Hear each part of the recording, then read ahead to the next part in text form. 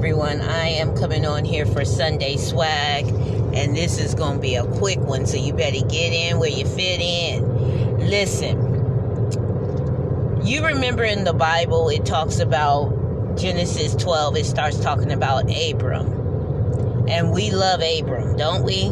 Yeah. His name was changed to Abraham, but we love Abram because God told Abram in the Genesis, the 12th chapter, to get out of his country and to go find a land that God, the builder, or a city that the builder and maker was God. God didn't give him a roadmap, didn't give him anything. He just told him to move. And we get excited about that thing because we know that later in that chapter, the next verse down, he starts talking about what he's going to do for Abraham.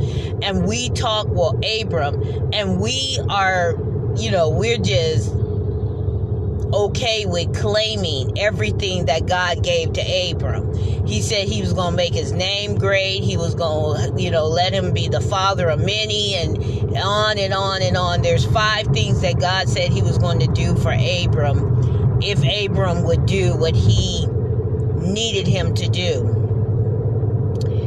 And I started thinking about that because if you go back a few chapters, or not a few chapters, but you go back to the 10th chapter or the 11th chapter of Hebrews, you see that Abraham had a father, or Abram had a father, and his father was given the directive to go to the promised land. I'm gonna let that sit for a minute. His daddy was told to go to the promised land, and he started heading in that direction and got comfortable in the city of Ur, got comfortable in the country of Ur, and he didn't go anywhere. And we find out that he had Abram, and he had some other boys, and he had Sarai, and we know that Sarai was barren because she couldn't have children. And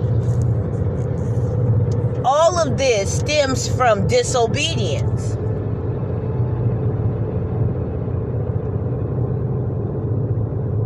Because he didn't follow through with what God wanted him to do. And so God says, you know what? I'm not going to take it from your family. I'm going to give it to your son. I'm going to find one of your sons that will complete the mission. And I'm going to bless that son. And from that point on, your lineage will be blessed. But Abram's father didn't complete the mission. Many of you are looking for the blessings of the Lord, but you have not completed the mission. And God is about to transfer your blessing to someone else in your family that's willing to go the distance. So how do you rectify that? Abraham had to move when God wanted him to move. And I love it because even Abraham tried to go and settle somewhere. And God was like, no, this is not happening again.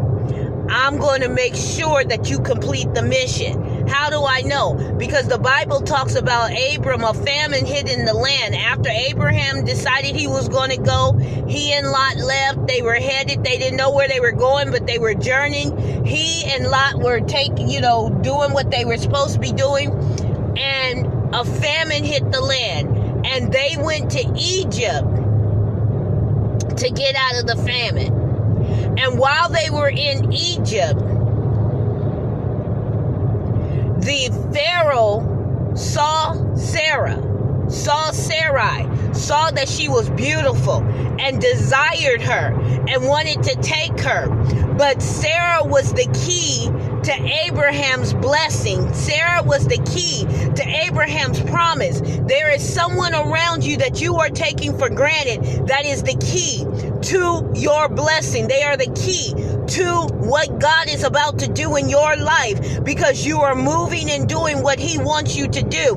And God is not going to allow you to forfeit the mission by giving up the thing that you need or giving up the person that you need to bring it about. So he was in Egypt. The Pharaoh fell in love with Sarah, wanted Sarah for his own. And God said, look, you better let her go or I'm going to kill everybody up in here. I'm going to bring devastation to this house if you don't let this woman go, because she's not yours to have. She belongs to him. So not even Abraham, not even Abram, let's call him by his right name for right now, right? Not even Abram could deter God's blessing. God wanted to bless, and so he made every effort to make sure that Abraham got where he needed to be. And now we sing songs about the blessings of Abraham. We sing songs about Father Abraham. We sing songs about how God blessed Abraham and how he was a man after, he was God's friend, right? Because he was faithful. He is written in the Hall of Fame in Hebrews chapter 11 for his faith, because it made him righteous because he believed God. I even look at when God gave him his promise, right? Sarah delivered the promise to him. The barren woman conceived and gave him a son. And Isaac was the promised one. And God said after he gave Isaac to Abraham, go and sacrifice him.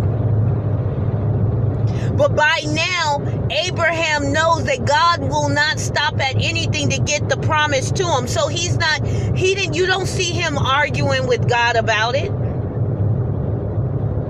He tells his servants and his son, let's go worship. Then he gets to a certain point. He tells the servants, me and my son going to take it from here. We going to worship. We'll come back. That right there lets me know that Abraham understood the character of God. God had asked him to sacrifice. But he had never asked him to sacrifice human life. So Abraham knew, if God is requiring this of me, it's because he has something better. And so I'm not going to fuss. I'm not going to fight. I'm just going to be obedient. Your obedience is the key to you receiving the promises. You're asking God why God hasn't blessed you yet. God keeps sending prophets to tell you that he's going to bless you. He keeps sending people to tell you that he's going to do great things in your life, and he's going to cause you to rise up and elevate you and all of this wonderful stuff, and you want it to happen. But what did God tell you to do that you're not doing? Because you're either going to be one of two people. You're going to be Abraham's father, who dies having settled, or you're going to be Abraham, who dies having achieved and received everything God said he could have. Which are you? You're Terah or you're Abram. You can't be both. Terah died not having seen the promise. Abraham died walking, living, breathing the promise. Which are you? You be blessed, you be encouraged. This is Sunday Swag.